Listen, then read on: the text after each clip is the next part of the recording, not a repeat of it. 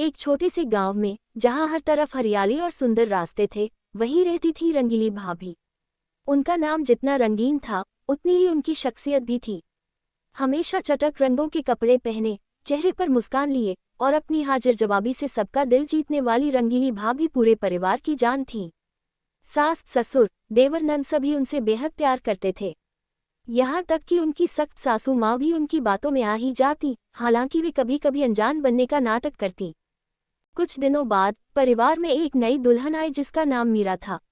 शर्मीली और संकोची मीरा अपने नए परिवार में घुलने मिलने में थोड़ी घबराहट महसूस करती थी।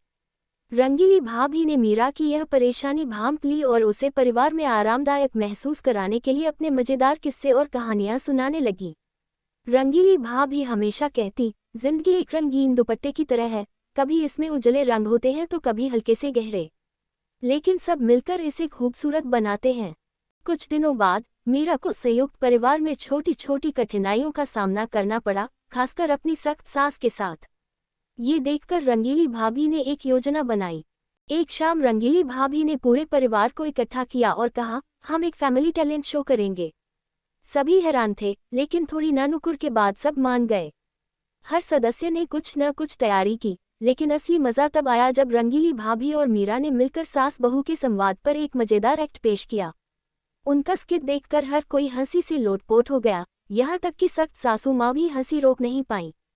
उस रात शो के बाद सासू माँ ने मीरा को अपने पास बुलाया और कहा, तुम्हें पता है, मैं भी कभी इस परिवार में नई दुल्हन के रूप में आई थी। उन्होंने मीरा को अपने शुरुआती दिनों के किस्से सुनाए, जिससे मीरा को अपनी सासू माँ की बातें समझने में आसानी हुई। उस दिन के बाद परिवार में सभी के बीच का रिश्ता और भी मजबूत हो गया। रंगीली भाभी के छोटे से प्रयास ने सबके दिल हल्के कर दिए, दूरियां मिटा दी और परिवार को हंसी खुशी के महत्व का एहसास कराया।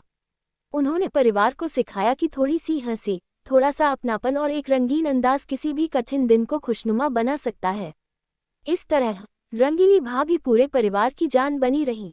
उनकी रंग बिरंगी दुपट्टे और चमकती मुस्कान ने ये याद दिलाया कि जिंदगी सबसे अच्छी तरह हंसी, खुशियों और आपसी समझ से ही जी जाती है।